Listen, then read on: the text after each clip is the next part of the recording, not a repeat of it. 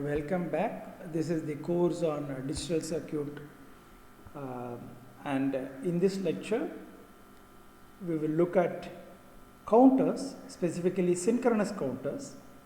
Within the category of synchronous counters, we will look at the binary up synchronous counter, binary down synchronous counter, and a counter which combines the functionality of both up and down operations.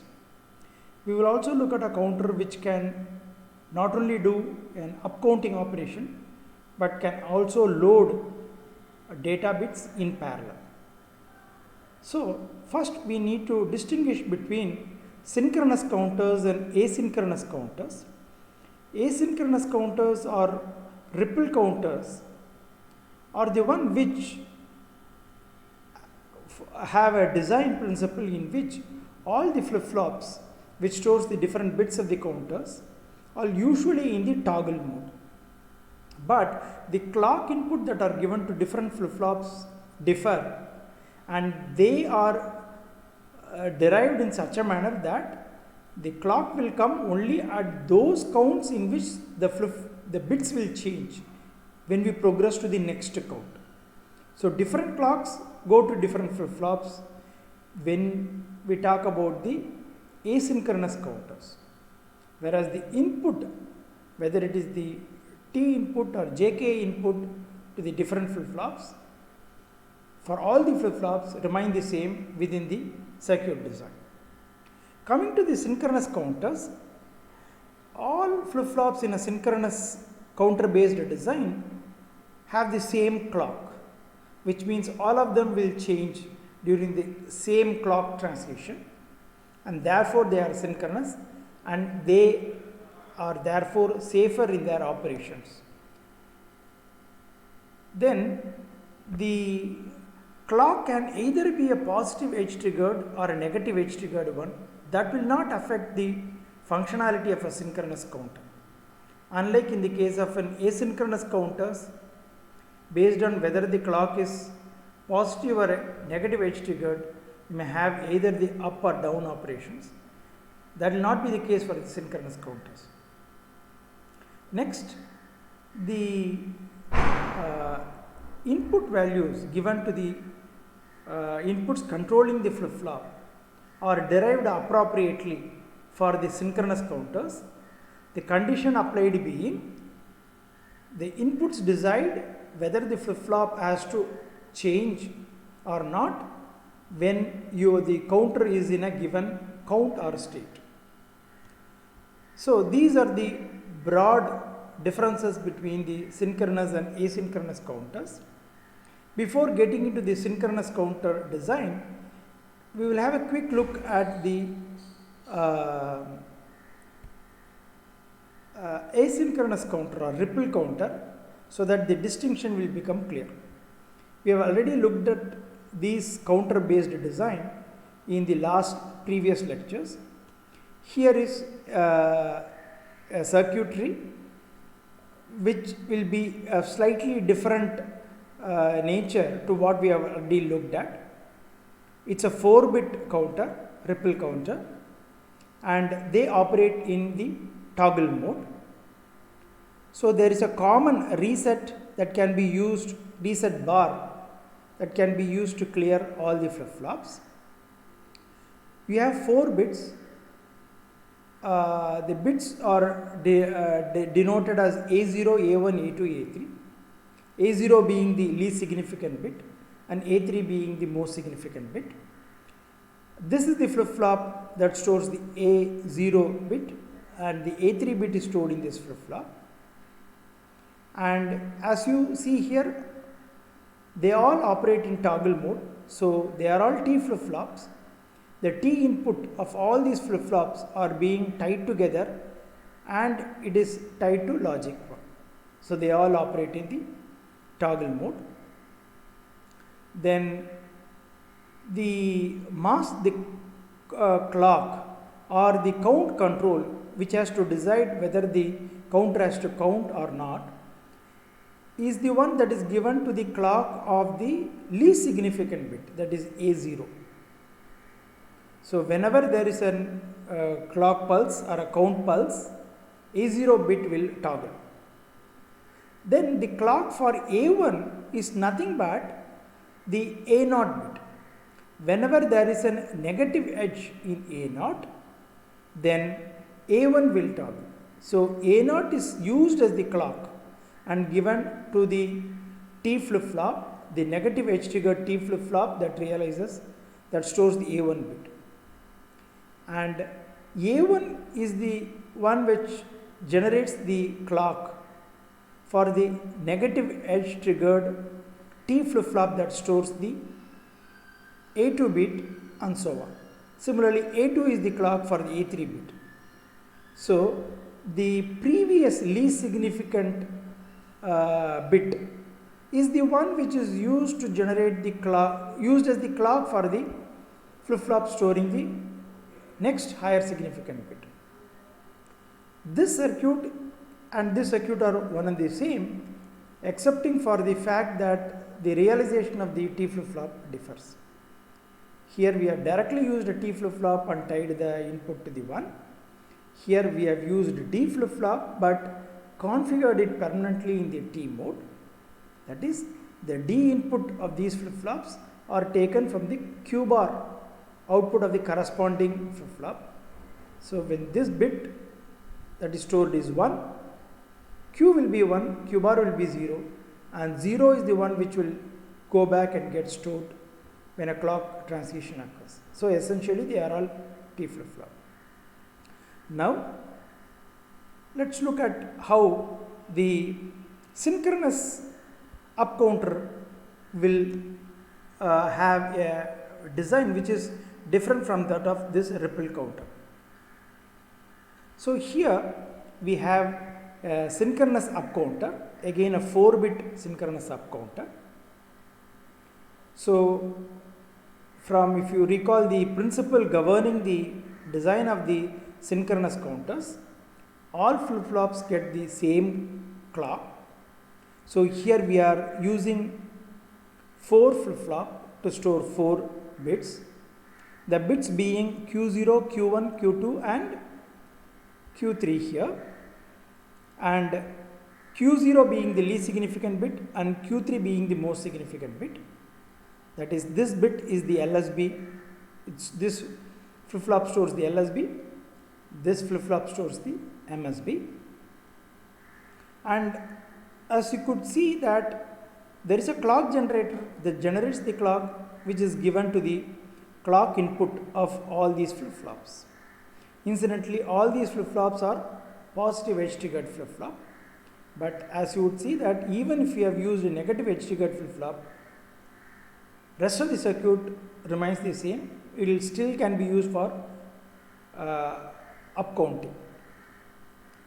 So we have used here JK flip-flops, and when you want to operate it in the T mode, you have to just tie both J and K is equal to 1, and we can also feed different values to the J and K, but in this case it so happens that both J and K are always tied together and only a common value is being fed to them.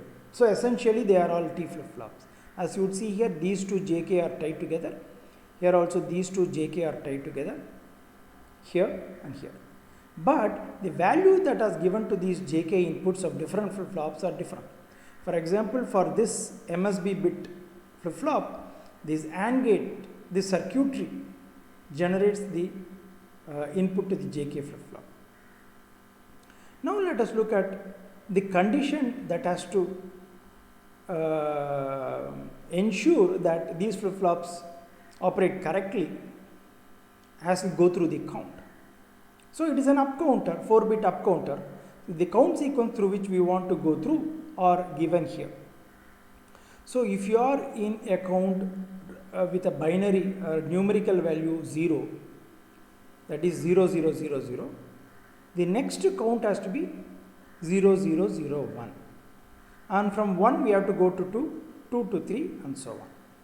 Or the count sequence as the clock proceeds from clock 1 to clock 16 is that we go from 0, 0, 0, 0, 0, 0, 0, 1 all the way up to 15, 1, 1, 1, 1 and then go back to start counting a 0. Essentially, it's a modulo 16 synchronous up counter. So, since the same clock is given to all the flip-flops, whenever a clock transition comes, the flip-flop is going to change. Change in the sense it will respond, but not only based on the clock transition, but also based on the JK input. So, we have to control the JK input in such a manner that only when a flip-flop has to change in a given state, the JK input has to be, J and K input has to be 1. If the flip-flop should not change, then the JK input has to be 0. For example, if you go from this state or count to the next state, here the flip-flop has to change, so JK has to be 1. Whereas Q2 was not changing as you go from the count 0 to count 1, so the JK input has to be 0. Here there is a change, here there is a change. So, you have to give the J and K input for different flip-flops differently so that changes occurs appropriately. Now, if you look at, so how do we generate the J and K input for different flip-flops? Based on the current value of Q0, Q1, Q2, Q3. So, based on in which state or which count we are at a given time present, make use of that count to decide which bits have to change and accordingly give J and K equal to 1 for those flip-flops storing those bits. So, if you look at the bit Q0, in what all present state it changes as we move from the present state to the next state. If you look at it, Q0 changes in all the present state as we go from the present state to the next state. So, if you are in this state 0, numerical value 0, then it flips as you go to the count 1. From 1 as you go to the count 2 it flips. From 2 if you go to 3 it flips. And it is true for all counts or all states, which means Q0 all the time flips. And if that is how we have to operate Q0, it is easy to fix the value of J and K. J and K have to be 1 all the time. So, we tie J and K together, so which is essentially the T input and permanently tie to the VDD or the logic 1, so it always toggles. Now, we look at Q1. Under what count it toggles as we go from that count to the next count? That is the question. So, when you are in the count 2, it toggles, and when you are in count 4, it toggles, and so on. So, what will be the values of Q0, Q2, Q3 in those counts in which it toggles as we move to the next count is the question. So, you can easily see that Q1 toggles whenever you have a count in which Q0 is 1. When Q0 is 1 in any count which is the present state, then in all those present state, Q1 toggles as it moves to the next state. So, here Q1 toggles. So, in the present state with a count value 2, Q0 is 1. So, when you find that you are in a state where Q0 is 1, then you let Q1 to toggle. So, here it does not toggle because Q0 is 0. Here if you see Q0 is 1, then Q1 toggles. Here it does not toggle. Here it toggles. So, you would see that the condition for Q1 to toggle is nothing but Q0 equal to 1. So, if you give Q0 as the J and K input of Q1, only when Q0 equal to 1, J and K of Q1 flip-flop will be 1 and it will toggle. So simply take the output Q0 given here and give it to the J and K input of Q1. Okay. Next, if you look at the bit Q2, you would see that Q2 toggles here. So at this point, it is not only Q0 but Q1 is also 1. Similarly, the next time it toggles here, again the same condition, both Q0 and Q1 are 1. Here again Q0 and Q1 are 1. You may wonder, should you only care about Q0 and Q1 when we decide upon the condition for toggling of Q2? How about Q3? So here this condition Q0 and Q1 if you take here, of course in this case Q3 is 0, where in a similar case where Q0 and Q1 are both 1, Q3 is 1. So Q3 is 1 and Q3 is 0. Okay.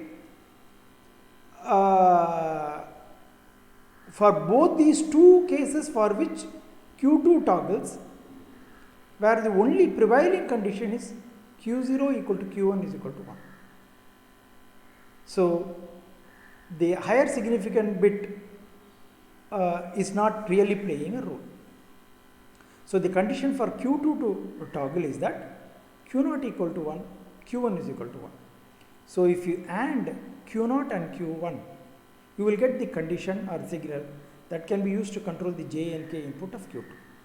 So here if you see, this is Q0, which is of course controlling the J and K input of Q1, which is taken and it is tied with Q1.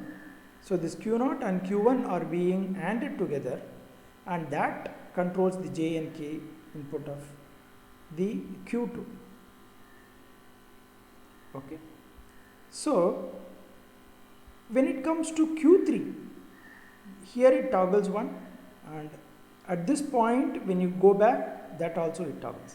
You can see that at this point the condition, the unique condition of the present state, it's the only present state where the toggling occurs. The only condition we have to enforce is that Q0 equal to 1, Q1 is equal to 1, Q2 is equal to 1.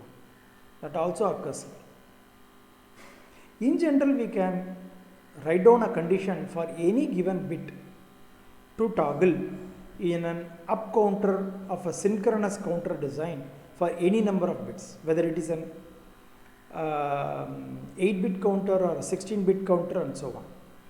A bit toggles in an up counter, synchronous up counter, when all its lower significant bits are all 1s. So here Q0 and Q1 are 1, then Q2 toggles. When Q0, Q1, Q2 are 1s, then Q3 toggles. Okay. So all its lower significant bits have to be 1 for a bit to toggle. It is also easy why this happens. If all these lower significant bits Q0, Q1, Q2 are all 1, when we count up, what does it mean? We add a 1 to it. Then if you add a 1 to it, there will be a carryover in the LSB position which will go to the next significant position, and it will keep on going and then overflow from the Q2 to Q3, which is to toggle the Q3. So this 111 makes a situation that when we add a 1, there is a carryover from Q2 to Q3, as a result of which it will make Q3 to toggle. In all other case, there is no carryover. Okay. So that is the simple lesson that we learn. So how do we generate the J and K input for the Q3 flip-flop? It is nothing but Q0 and Q1 and Q2. You can use an AND gate and separately AND all these three. But incidentally, here if you see that this is Q0, Q0 and Q1 are already ANDed and it is used to control Q2. So this signal is already an AND of Q0 and Q1. If you AND it with Q2, you would get Q0 and Q1 and Q2, which can be used to control the JK inputs of Q3. So this is how an up counter, synchronous up counter, 4-bit counter can be designed. Well, we will have a look at this counter in a different form here. So the same 4-bit binary counter, but laid out in a slightly different form. So here is the J and K input of all the JK inputs of all different flip-flops. Common clock goes to all the flip-flops. They are all in the positive edge triggered mode. And this is the LSB, which is A0, MSB is A3. We have a control signal, which is the count enabled, or which can be just be the clock.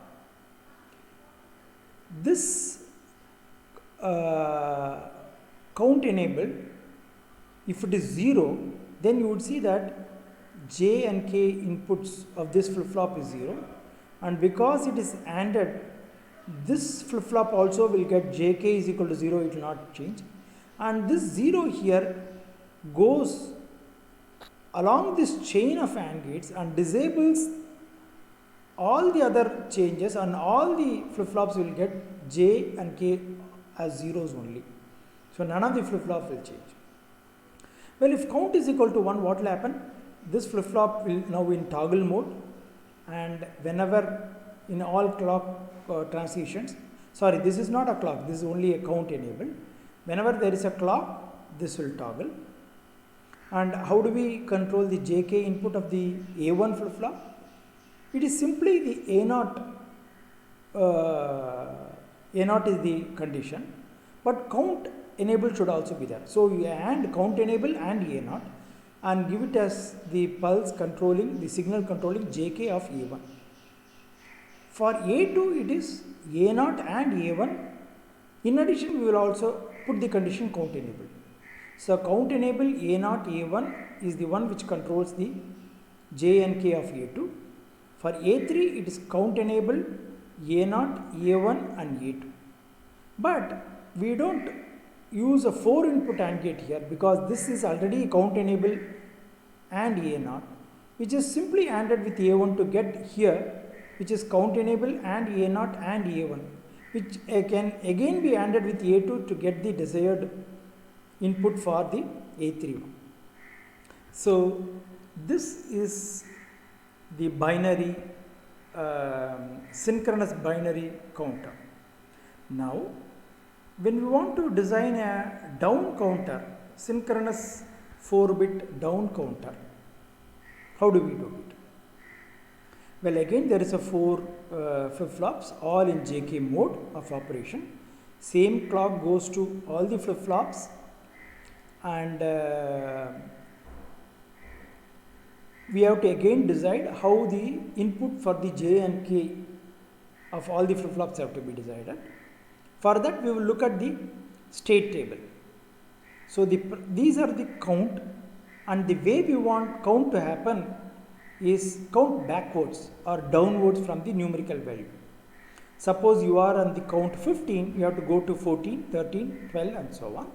So accordingly the binary representations are 1111 to 1110 and goes like that.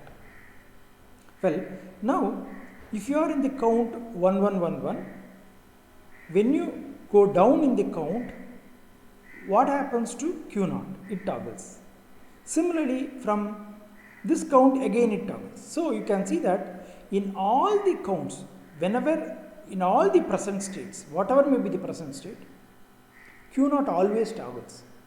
So you can permanently tie the J and K input of Q0 to VDD, so that Q0 or the LSB should always toggle as we count down, same as what we have seen for counting up. Now if you look at Q1, when Q1 toggles, what is the unique condition that we can look for in the present state or present count? So Q1 toggles here. So at this time, what is the unique condition of the present value of Q0, Q1, Q2, Q3. So here you can see that Q0 is 0, these two are 1, 1.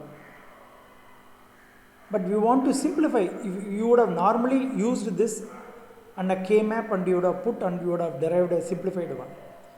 Instead of using all those K-map reduction technique, we are simply trying to extract the unique condition, that is a binary condition, function based condition, that will decide when Q1 has to toggle. You can again see that the condition for Q1 to toggle is that in the present state Q0 has to be 0 instead of being 1 as in the case of the up counter. Now in the case of down counter, the condition is Q0 has to be 0. So if Q0 is 1, Q1 toggles. Here it does not toggle. Here again it toggles. Here again it toggles. So Q0 equal to 1 is the condition that we are. Q0 is equal to 0 is the one that we are looking for. So what we can do is we can take Q, it has to be 0 when is the condition we are looking for. We could have used an AND gate and you could have connected to the JK input. Incidentally, there is no need. We also have a complement of Q always available to us. So you just take that complement output, that is Q bar, which is essentially Q0 bar, and give it as the JK input for Q1. Similarly, if you look at Q2, Q2 toggles at this point. The unique condition is that is Q0 equal to 0, Q1 is equal to 0. You may wonder what about Q3. You would see that there will be a similar state here when both these are 0 zeros. Q3 is 1, that also lead to this. So if you really do a binary reduction of these two conditions, this is 0 here, this is 1 here, they will get, Q3 will get reduced. If you write down a binary expression of the min terms controlling the function which will let Q2 to toggle, this will get reduced, this literal will get reduced. That is why we are telling that the condition is that both for Q2 to toggle is that Q0 is equal to 0, Q1 is equal to 0. So for that what we do? We take Q0 bar, which is this one, and which is here, which is given here, and AND it with Q1 bar, which is obtained here, and this is the one which controls the J and K input of the Q2. And as you would have guessed, Q3 will toggle whenever when Q0, Q1, Q2 are all zeros. It occurs here as well as it occurs here. And in general, a bit will toggle in a synchronous down counter when all its lower significant bits are all zeros, in the case of a down counter. So for Q3 what we do? This is already Q0 bar, Q1 bar, and along with that Q2 bar to get the control signal for the JK input of the Q3. As this says, this flip-flop toggles on every clock pulse. This flip-flop toggles only when Q0 bar is high. This is for Q0 bar and Q1 bar. This for Q0 bar, Q1 bar and Q2 bar. So this is the synchronous down counter. Okay. Well, now how do we design an up-down counter? That is a counter which can control, which can either count up or down based on a control signal, and that too a synchronous counter. So we are looking for a design of a 4-bit synchronous up-down counter, but since the circuit is little complex, we will do it for a 3-bit synchronous up-down counter, and the principle remains the same for higher order bits also. So there are 3 bits. We will call them as A, B and C, A being the lower significant bit, C being the higher significant bits. So this is the table for up or down counting. The next value of A, B, C are given here for the present values of A, B, C. So if you are at the count 0, if U means up counting, D means down counting. In the case if it is an up counter, then the corresponding table is this part. That is, from 0 we go to 1, from 1 we go to 2, 2 to 3 and so on. In case if it is a down counter, from 0 we would go to 7, from 1 we will go to 0 and so on. So this part is for the up counter, this part is for down counter. We can come up with the state machine for this.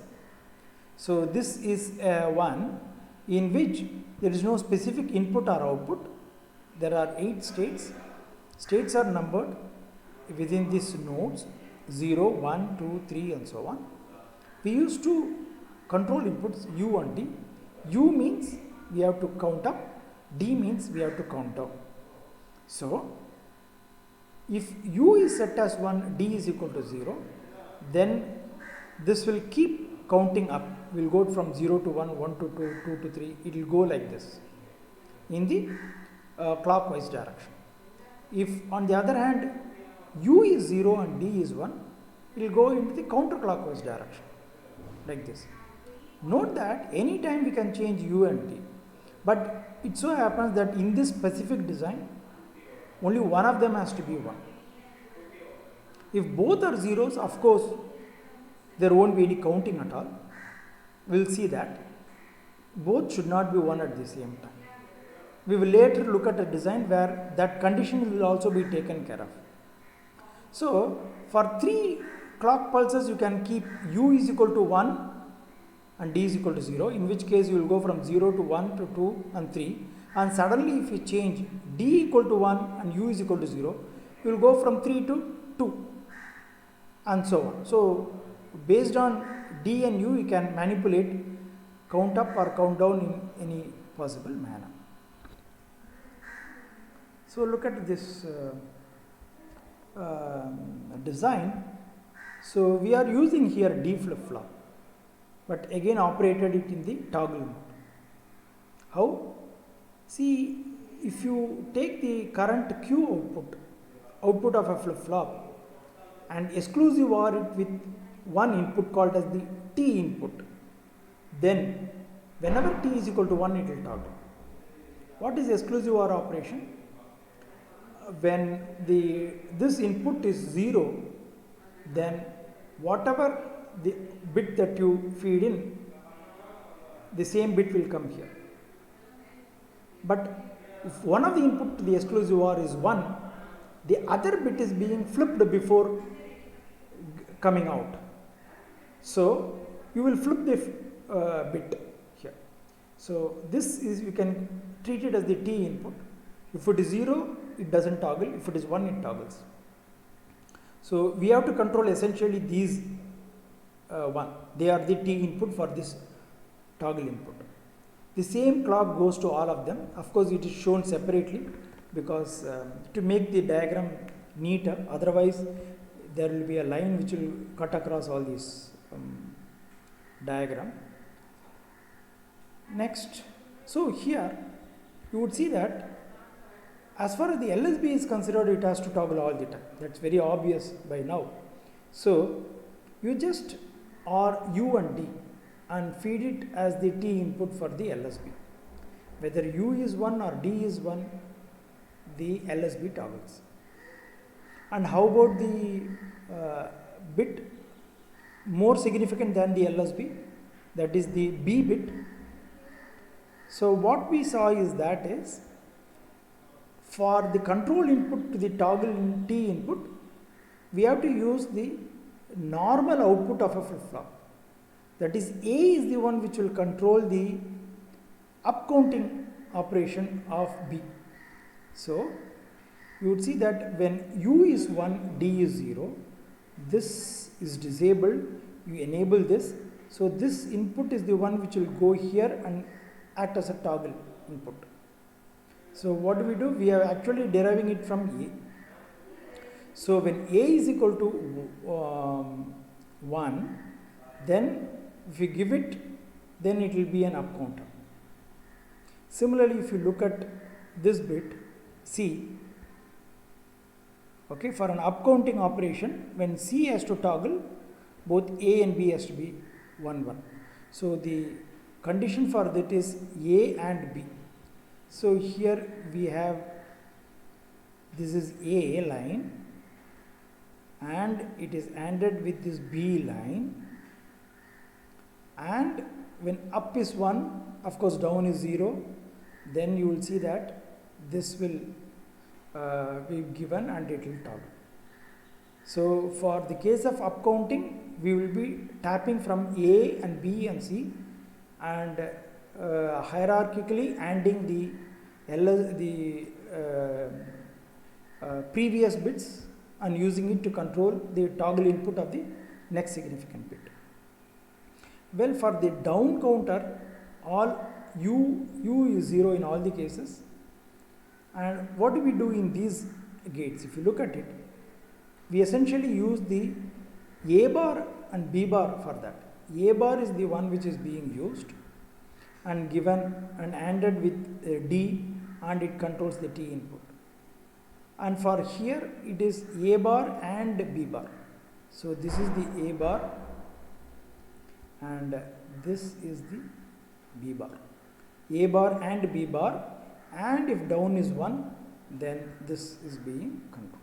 So this is the synchronous up down count. Well, now we will again see this in a different manner.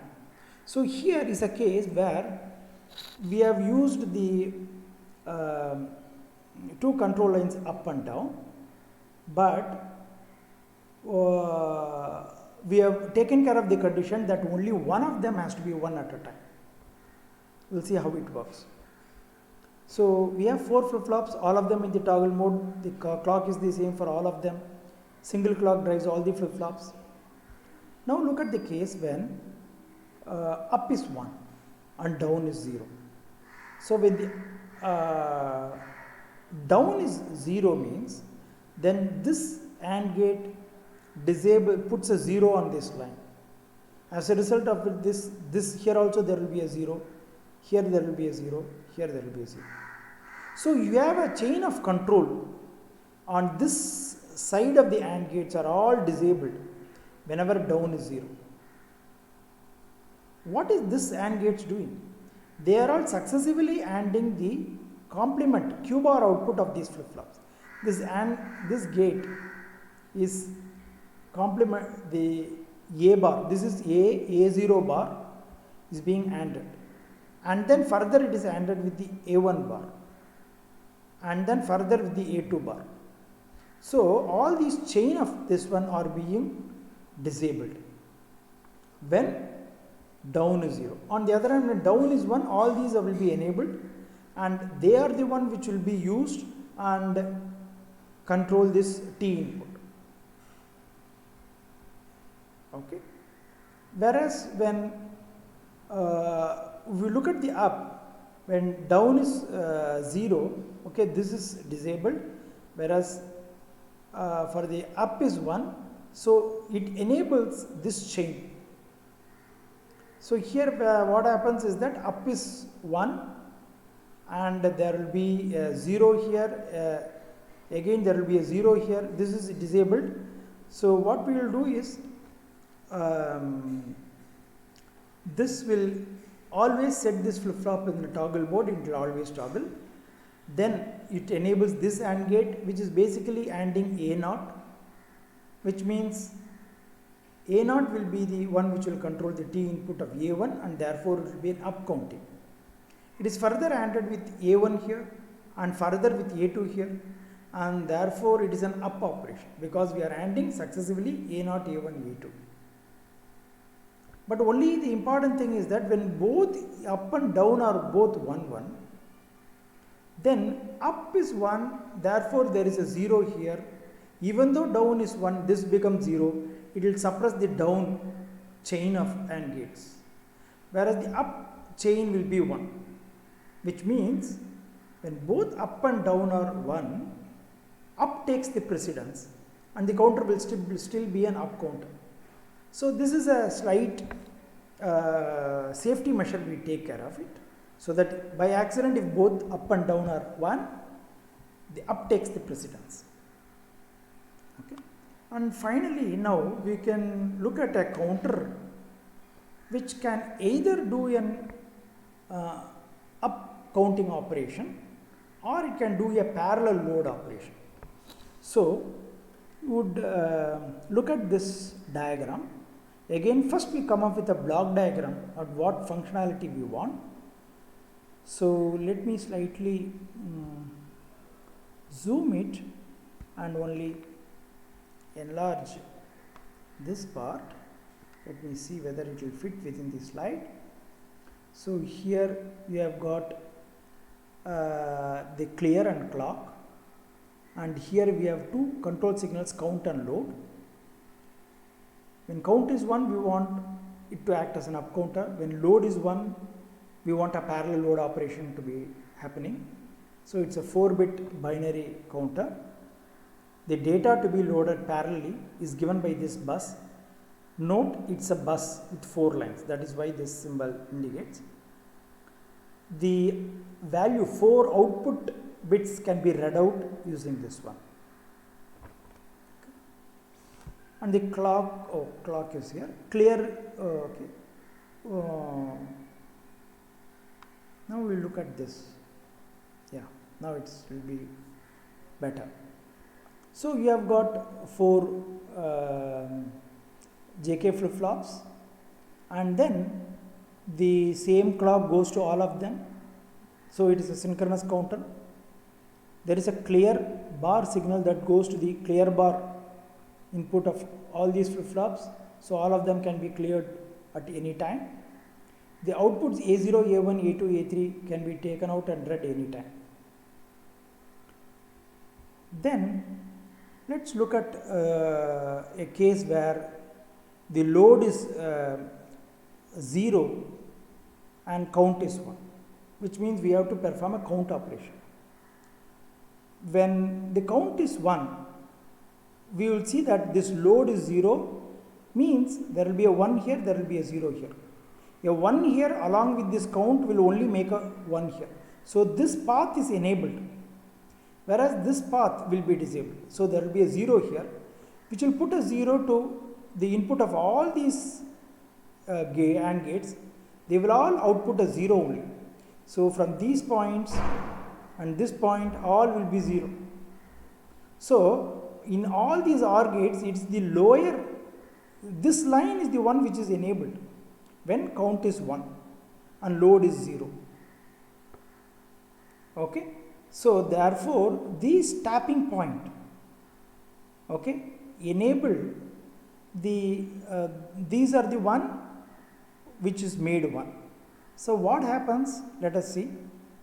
So here we would see that because of this, there is a 1 1 here, there is a 1 here, there is a 1 1 here, although the other lines are 0 because this gates producing zeros. There is a 1 1 here, both J and K are 1 1, so this always toggles. Whereas if you look at A1, this A0 which comes here, and if it is given to this AND gate, because this is 1, you will have a 1 here, and it will make J and K equal to 1 whenever A0 is 1. So A0 is the one which is controlling the JK input of A1. That is an up counter.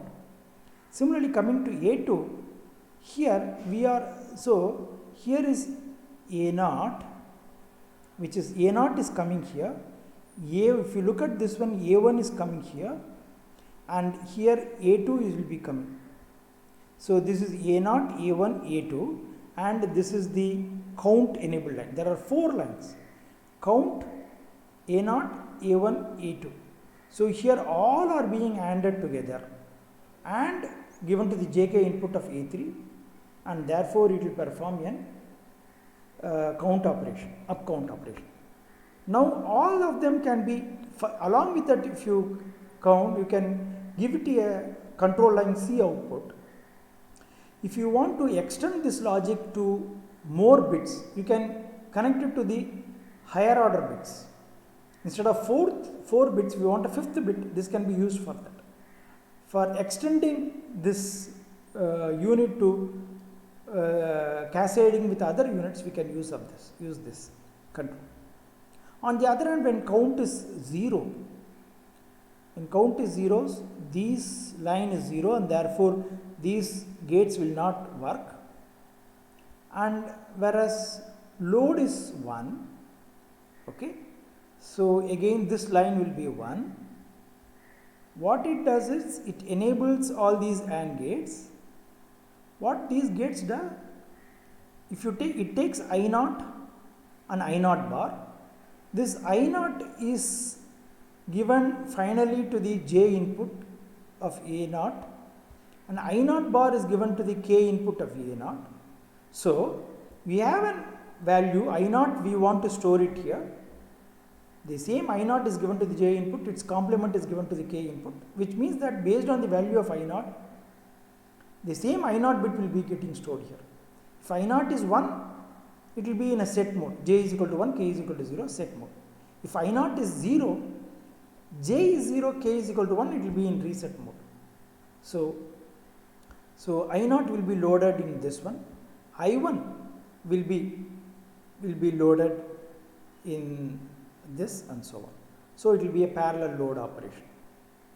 So we have looked at how a synchronous counter can be designed either in the up mode or a down mode or in the up bar down mode, or how a parallel load operation and an up counting operation can be clubbed together and a design can be arrived at.